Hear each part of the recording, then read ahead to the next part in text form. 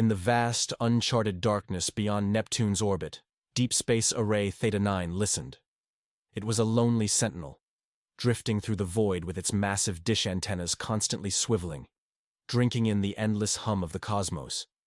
Its job was simple: to scan for anything unusual, gravitational anomalies, unexplained energy signatures, or even the faint whispers of distant civilizations. For over a decade, it had detected nothing but the cold indifference of space.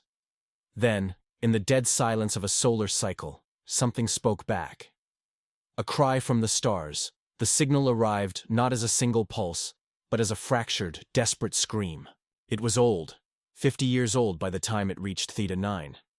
Its journey across the void had stripped it of clarity, leaving behind a jagged ruin of data, like the tattered remains of a message in a bottle lost at sea. Inside the station's control center, Dr. Elise Navarro, lead communications specialist, sat motionless as the first fragments of the transmission resolved on her screen.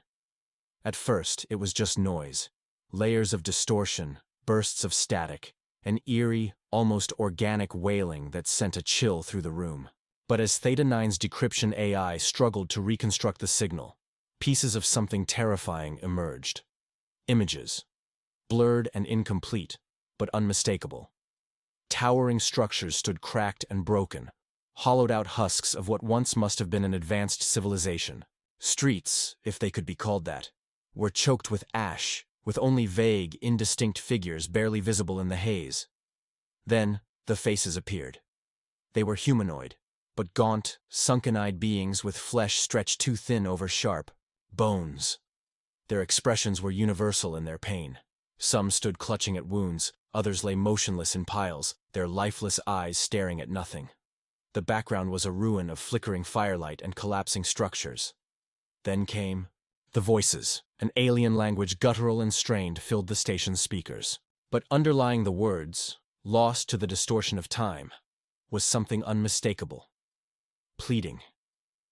It didn't matter that the words were indecipherable. They were begging. Elise swallowed hard, forcing her fingers to type commands into the station's central relay. A message was already auto-compiling for Terran High Command, marked Priority 1. Someone, something, had sent a call for help, and it had taken 50 years to reach them. The debate on Luna 5 hours later, Earth's moon, Luna, command headquarters. The air inside the council chamber was thick with tension. The room was packed. Admirals, politicians, intelligence officers, all seated around a long table, the massive display at the front flickering with the looping, reconstructed signal. Commander Elias Voss, the head of the Terran Union's deep space exploration fleet, leaned forward, arms crossed as he studied the final frames of the transmission. The bodies, the fire, the sheer, overwhelming grief. A silence stretched before someone finally spoke. This could be a hoax. The voice belonged to Admiral Sloan, a grizzled veteran with a cybernetic eye that whirred as he scrutinized the footage. A lure, a trap from an unknown faction trying to draw us into some interstellar war. Who would wait 50 years for a trap? Countered Dr. Elise Navarro, standing at the edge of the room. We can estimate the distance of the transmission's origin. It came from beyond our galaxy. From Andromeda. A murmur rippled through the council. Humanity had expanded beyond the solar system, pushing into deep space, establishing colonies on dozens of worlds. They had met other species, some friendly, some indifferent, and a few territorial enough to spark minor conflicts. But never had they encountered something like this. A genuine cry for help, from a civilization that was 2 million light-years away. What are we dealing with here? Another voice spoke up, Chancellor Amina Darrow, the leader of the Terran Union. Her expression was unreadable, her gaze locked onto the images of the dying world. If we respond, we commit ourselves to whatever fate awaits them. We're not even sure if there's anyone left, another officer muttered. This message is ancient. We could be sending a fleet to a graveyard. Voss exhaled, his mind already made up. And if we don't answer? He gestured to the screen. We call ourselves explorers, pioneers. We claim that our species is meant for more. But what does it say about us if we ignore this? The room fell into silence.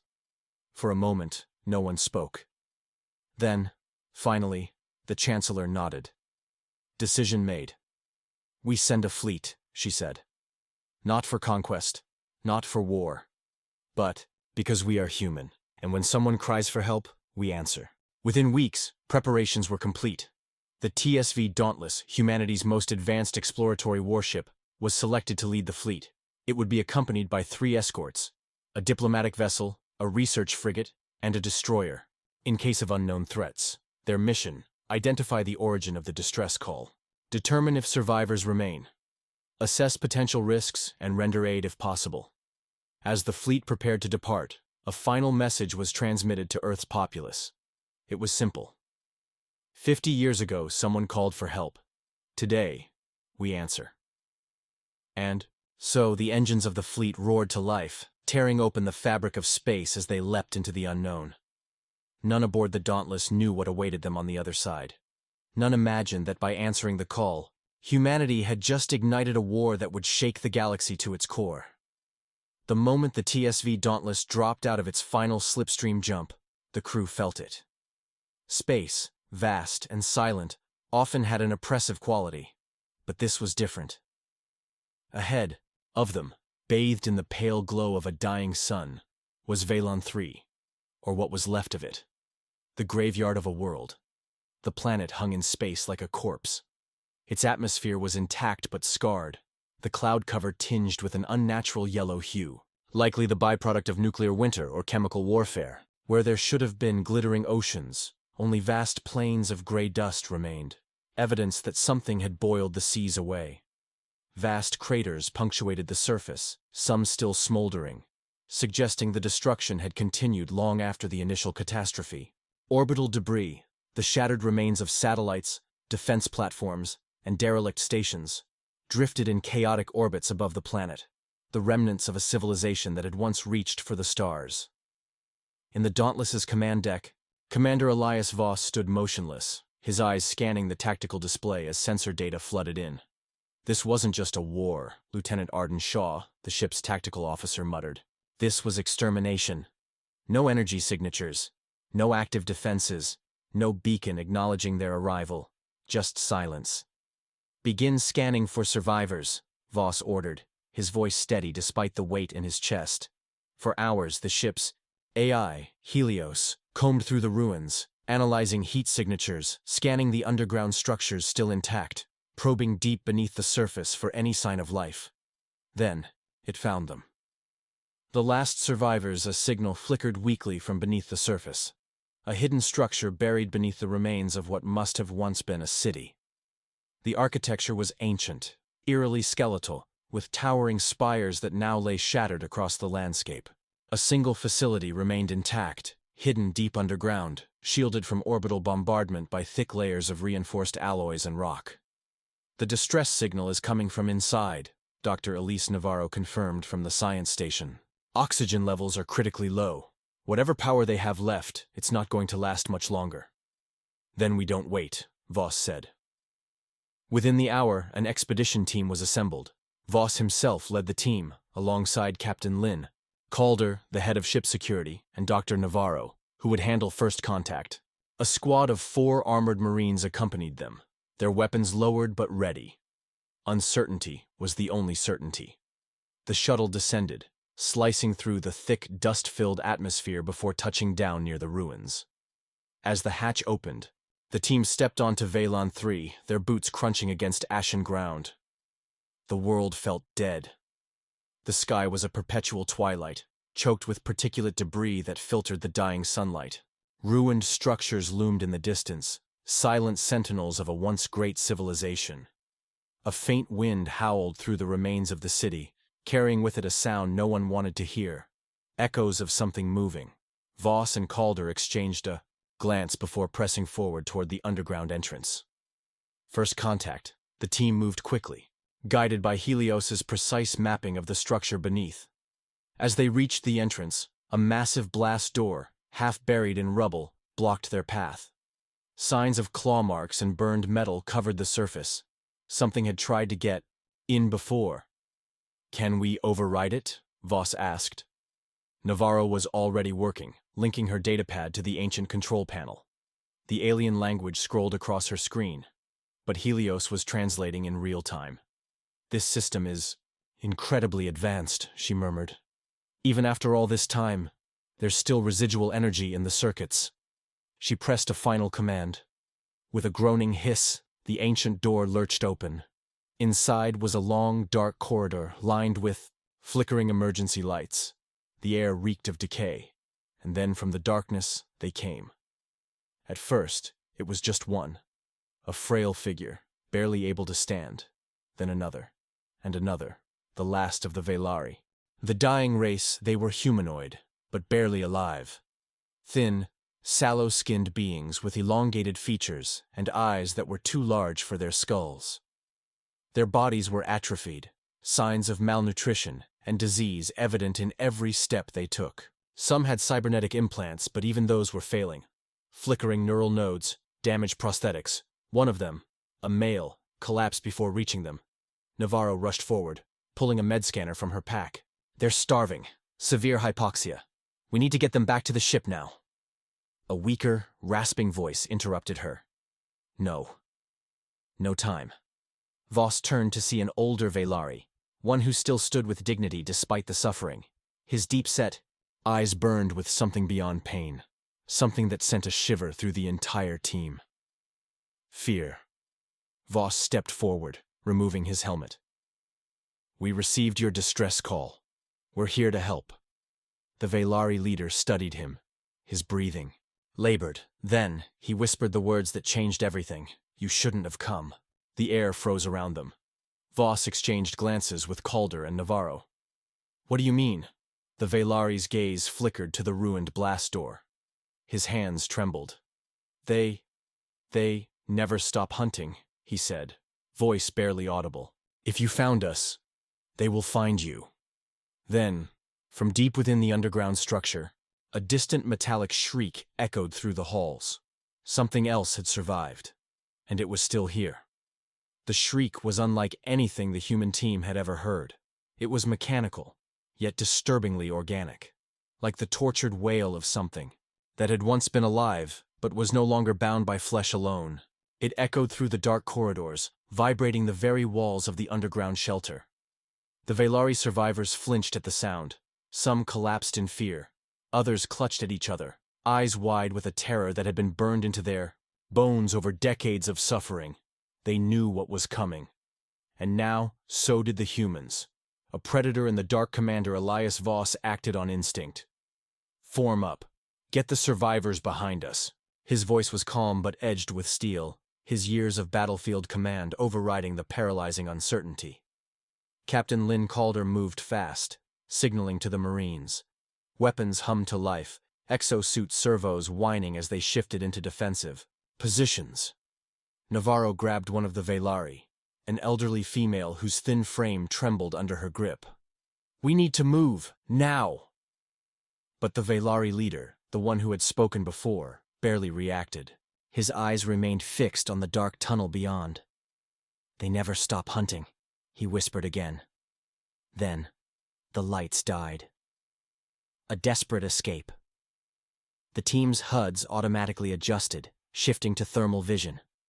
The corridor ahead remained empty, but something was moving. Not one thing. Many. Fast. Skittering. Crawling. Stalking. Navarro's breathing came sharp and fast. "Helios, get me an environmental scan." The ship's AI responded instantly through her earpiece. Motion detected. Life. Signs, uncertain. Composition, hybrid biomechanical structures. High energy signatures. Conclusion, hostile presence. Voss clenched his jaw. He didn't need an AI to tell him that. A low chittering filled the air, a sound no natural predator should make.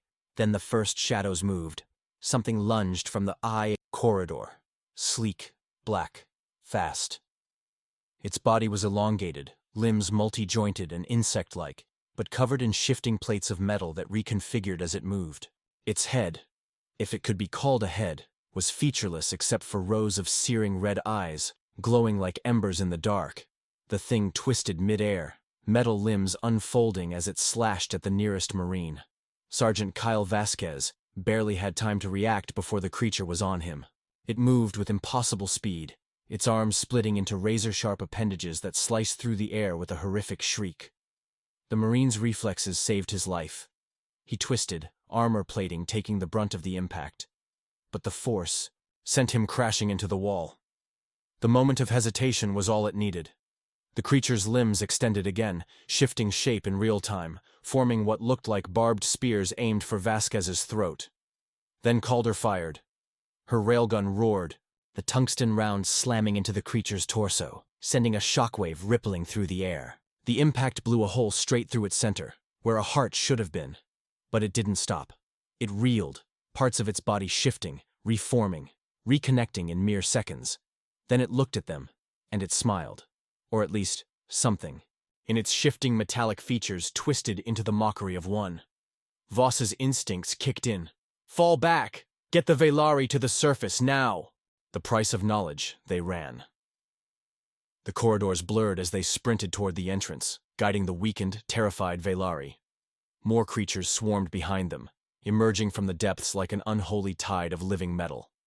As they ran, the Velari leader's rasping voice cut through the chaos. You don't understand, he choked. You came here to save us, but you have already lost. Voss pushed him forward, urging him onward. Keep moving. The old Velari gasped, shaking. His head. They are the Svarog, he whispered. The hollow ones. And now that you are here, they know you exist. Those words sank into Voss's bones. The creatures weren't just hunting them. They had been waiting. The humans had led them straight back to their own kind. The surface, and a horrible realization. The team burst through the entrance, emerging into the ashen twilight just as the first of the creatures reached the doorway behind them. The shuttle's turrets activated, twin plasma cannons unleashing hellfire into the mass. Of skittering nightmares, the first row of creatures exploded under the bombardment, molten shards of biomechanical flesh raining onto the ground. But for everyone that fell, more emerged. Voss didn't hesitate. He grabbed Navarro by the arm, shoving her into the shuttle, alongside the surviving Velari. Calder and Vasquez covered the rear, firing as the last of the Marines leaped aboard. Helios, launch now, Voss shouted. The shuttle roared to life, engines blazing as it lifted off, leaving behind the swarm of horrors clawing at the air beneath them. As they climbed back toward the TSV, dauntless, Voss turned to the Velari leader.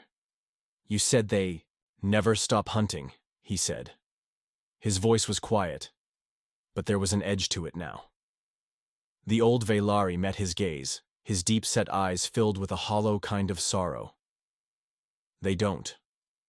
Navarro sat down hard, rubbing her face. They wiped out your species. Why? The Velari shook his head. Because we were like you. Curious. We thought we had found an abandoned empire, remnants of something great. But the Svarog were never gone. His breath rattled. They were just waiting.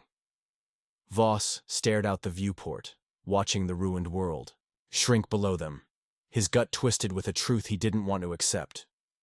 Humanity had reached into the dark to help, and something had reached back. Something ancient. Something that had slaughtered an entire civilization.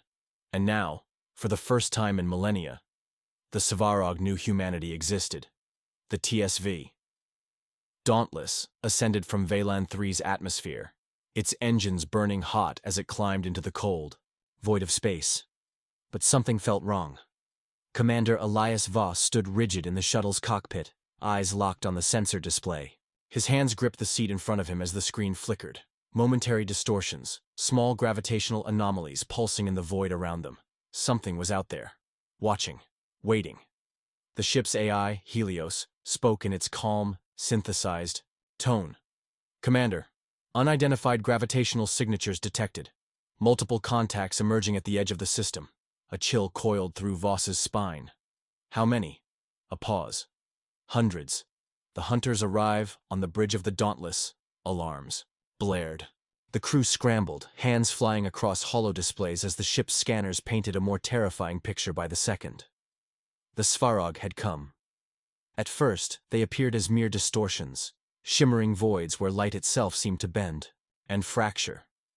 Then the sensor data solidified, revealing shapes emerging from nothingness, shifting from the black like predators slipping from the shadows. Their ships were unlike anything humanity had ever encountered. No sleek metallic hulls, no visible engines or thrusters. Instead, their forms were twisting amalgamations of machinery and organic matter, constantly shifting, their surfaces pulsing with dark energy. They moved without propulsion, as if simply willing themselves forward, bending the laws of physics in ways human minds struggled to comprehend. Navarro's voice caught in her throat as she analyzed the data.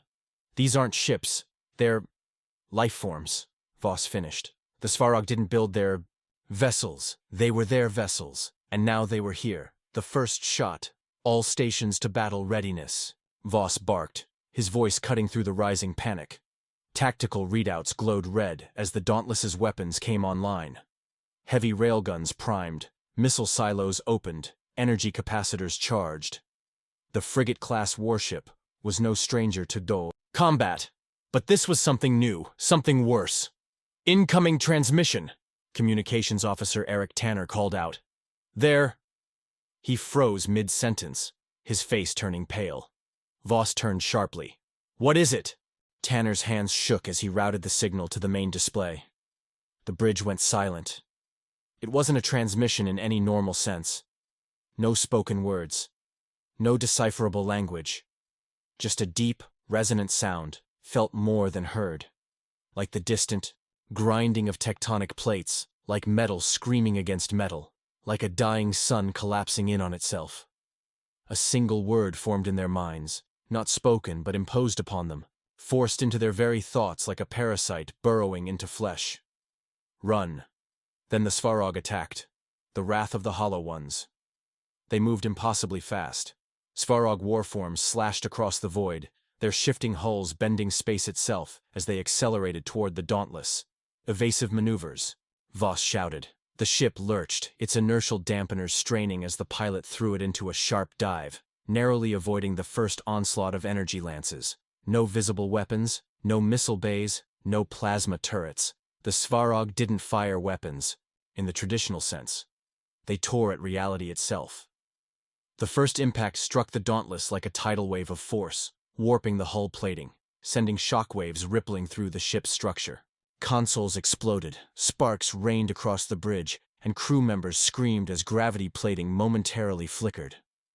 Tanner was thrown from his station, crashing hard against the bulkhead. Blood streaked down his face. "They're disrupting space-time." "Around us!" Navarro shouted. "Their attacks aren't projectiles. They're localized gravitational distortions. Pure force!" Another blast slammed into them. The ship's shields flared, barely holding, but it wasn't enough. A second later, Svarog boarding pods detached from the main swarm. Shimmering black spheres that pulsed with an unnatural, eerie glow. They didn't fire grappling hooks or drill into the hull. They simply phased through it. The fight inside. The first breach ripped through the engineering deck. Svarog drones poured inside, skittering horrors of metal and sinew, limbs twisting into razor-sharp blades as they tore into the closest crew members. Security teams rushed to intercept, opening fire. Rounds ripped into the creatures, some collapsing as their metallic flesh shattered under the kinetic impact. But others adapted, their surfaces shifting to deflect bullets, their limbs reforming into deadlier configurations. Screams echoed through the ship. Blood splattered against cold steel. Calder's team held the line, unleashing incendiary rounds, forcing the creatures back. "We need reinforcements down here now." Voss barely had time to respond before the bridge shook violently. Another explosion, another breach. Helios's voice came through the comms. "Commander, they are not just attacking the ship. They are integrating with it." Voss's stomach dropped. He looked at the display, and he saw it. The Svarog weren't just boarding the Dauntless, they were infecting it. Where the creatures had entered, the ship's very structure was changing. Bulkheads blackened, metal plating twisted into grotesque shapes, control panels flickered with unreadable data, as if the ship was being corrupted from within. They weren't just fighting a battle, they were fighting for the soul of their own ship. A desperate gamble, Navarro. Voss turned to her, his voice razor-sharp. "Tell me we can break free!" Her fingers flew across the controls, desperately analyzing the data. If we try to outrun them, they'll pull us back in. Their gravity distortions are anchoring us here. Voss clenched his fists. Then there was only one choice. We overload the reactor, he said. The bridge stilled. Sir, Voss cut them off. We detonate the drive at maximum output, create a shockwave big enough to break free. It's that, or we die here. Silence. Then Calder spoke, her voice grim. Do it. Navarro's hands shook, but she nodded. Setting reactor to critical output. Escape deep within the Dauntless, the reactor screamed as it was pushed beyond its limits. Energy levels spiked, containment fields strained. Svarog forces felt it, turning toward the reactor core, sensing the impending catastrophe. They rushed to stop it, but it was too late. The shockwave erupted, a pulse of pure, gravitational force that ripped through space, distorting reality itself. The Dauntless was hurled backward, engines flaring, tearing free from the Svarog's grip. For the first time in history, humanity had faced the Hollow Ones. And survived. But as the ship limped away, battered and broken, Voss knew the truth. This wasn't the end. This was just the beginning. The TSV. Dauntless drifted in the void, its hull scarred and fractured, its once pristine armor now marred with the grotesque remains of the Svarog's infection. Inside, the ship was a battlefield of the past and the present, where human steel met the remnants of an alien horror. The lights flickered weakly as emergency power struggled to maintain life support. The soft hum of the ship's reactor, once a constant and reassuring presence, was now an unstable growl, its systems barely holding together after the desperate escape. But they were alive. For now. The debriefing. Ghosts of the battle commander. Elias Voss sat in the shattered remnants of the Dauntless's war room, surrounded by his senior officers, each one showing the battle's toll in wounds, burns, or the haunted vacancy in their eyes. On the holo display, the recorded footage of the Svarog's attack looped endlessly, a grotesque reel of death and impossibility. Navarro sat with a faraway look, her hands still trembling slightly. I've analyzed everything we recorded. The Svarog don't just attack, they consume. They overwrite. Tanner exhaled sharply, rubbing his bruised temple. You mean they don't just kill us? They repurpose us? Voss met his gaze. They remake whatever they touch. The silence in the room was thick enough to smother oxygen. Navarro nodded grimly. It explains what we saw on Velan 3. The Svarog didn't wipe out the original species. They assimilated them. And now they're doing the same to us. Voss clenched his jaw. This wasn't just war. This was something far worse. Humanity's last warning. The moment the Dauntless breached back into human space, Earth's Central Defense Command had already intercepted their distress calls. Now, their battered ship hung in high orbit above Mars, surrounded by a fleet of human warships, their weapons primed, their crews on edge, staring into the unknown horror that had followed the Dauntless home. The ship had barely made it. Half the crew was dead. The other half weren't the same anymore. Helios, the Dauntless's AI, had been working non-stop since their escape, scanning, filtering, and purging every trace of the Svarog's corruption from the ship's systems. But the deeper it looked, the more unsettling the truth became. The infection wasn't just physical. It was in the code.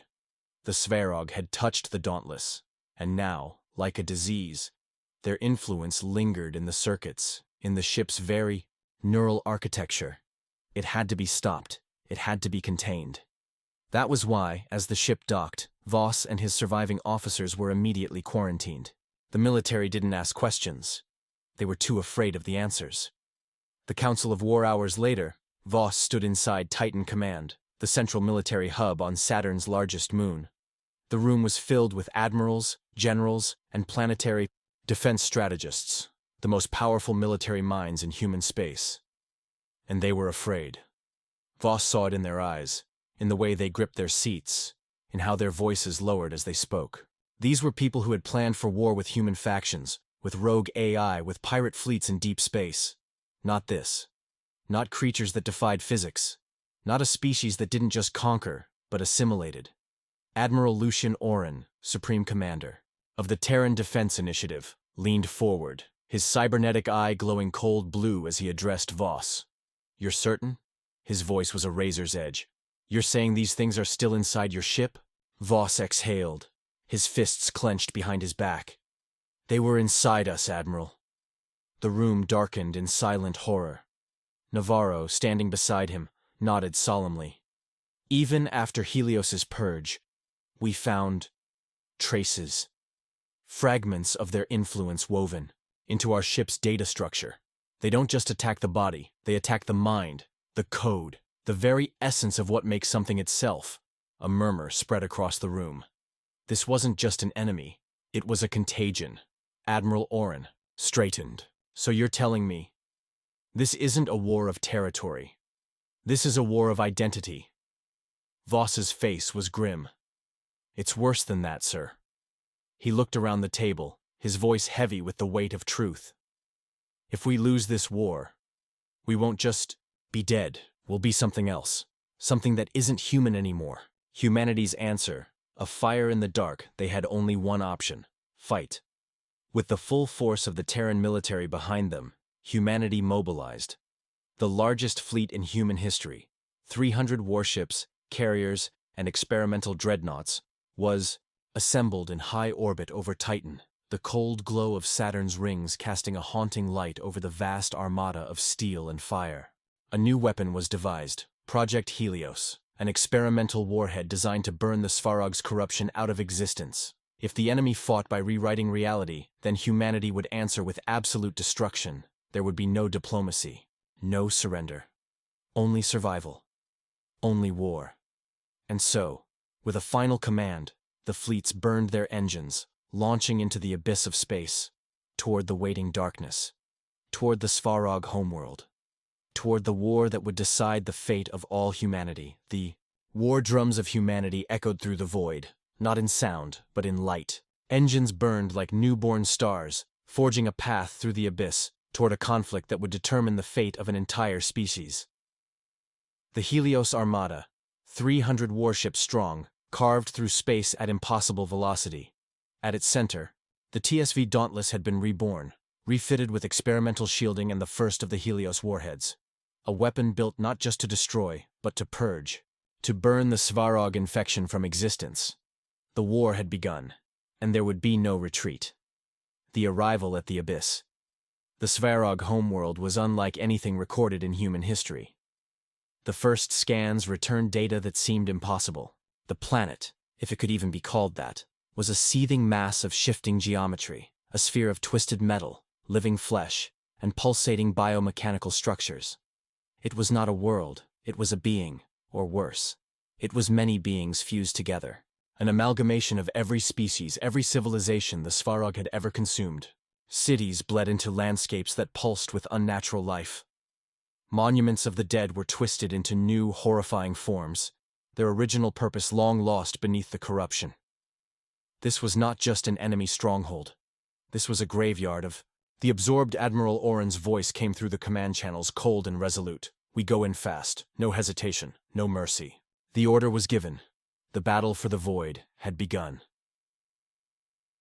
The first strike. Fire against darkness. The first wave of human warships broke formation, moving like a synchronized predator pack, each vessel launching barrage after barrage of kinetic slugs, plasma lances, and high-yield nuclear warheads. The Svarog reacted instantly.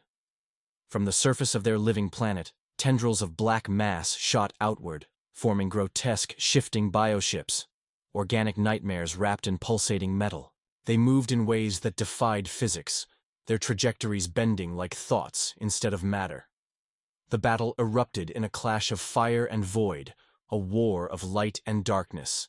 The TSV Goliath, humanity's most powerful dreadnought, unleashed, its particle lances, beams of compressed energy that could rip through moons. The Svarog ships writhed in pain, their structures shifting, breaking apart, only to reform instantly in grotesque new shapes.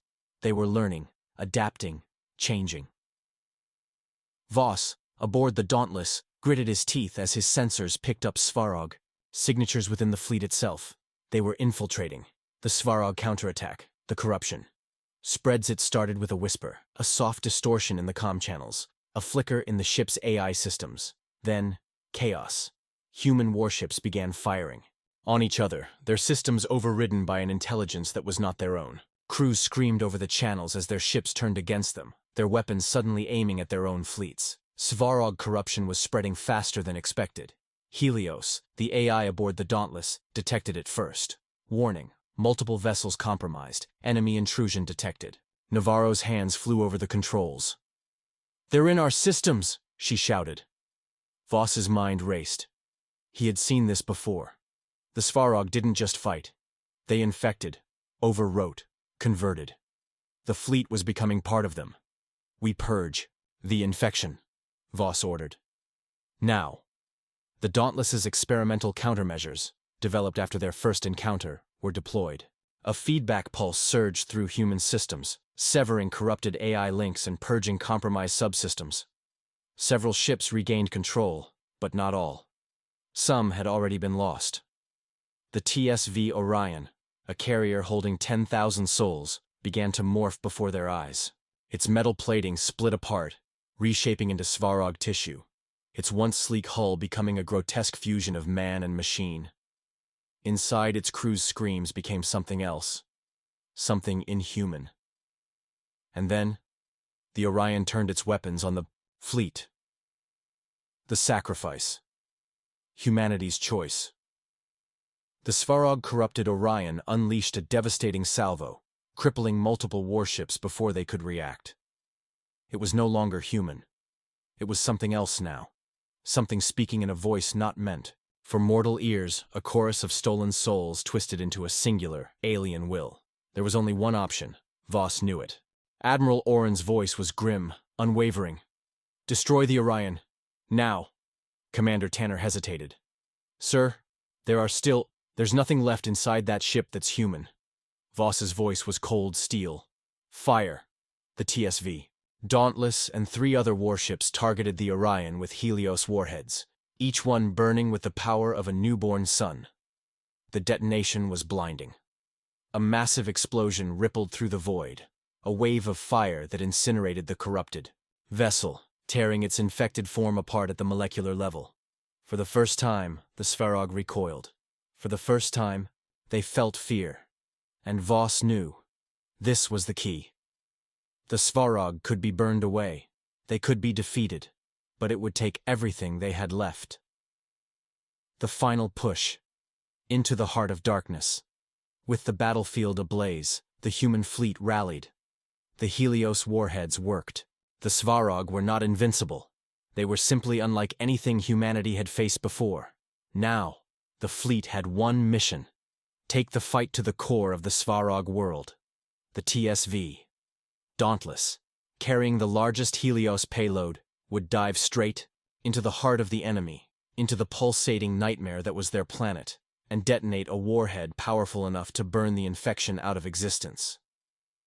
But it was a suicide mission. Someone had to go in and stay behind. Voss knew what he had to do. He turned to his crew. "Anyone who wants off this ship, now is your chance." No one moved. Not Navarro. Not Tanner. Not a single soul aboard the Dauntless. They were in this until the end. The engines flared to life, the ship burning forward as the rest of the fleet held the line, buying the Dauntless time to reach the Svarog's core. This was it. The final gambit. The last stand of humanity. And they would not go quietly. The TSV Dauntless burned toward the Svarog homeworld, its engines screaming against the gravity of the monstrous, ever-shifting planet. Behind it, the Helios Armada fought a war on the edge of existence, human steel against a force that defied reality itself. The stars were ablaze with fire and death, warships vanishing in bursts of antimatter explosions, while others were twisted into horrors before they could even die. And yet, humanity held the line. They bought the Dauntless the time it needed, but time was running out. Descent into the abyss as the Dauntless broke into the atmosphere. The ship's hull groaned under the pressure. The world below was not solid land, nor liquid, nor gas. It was alive, a constantly shifting mass of fused organic and machine parts, a graveyard of assimilated species repurposed into something monstrous.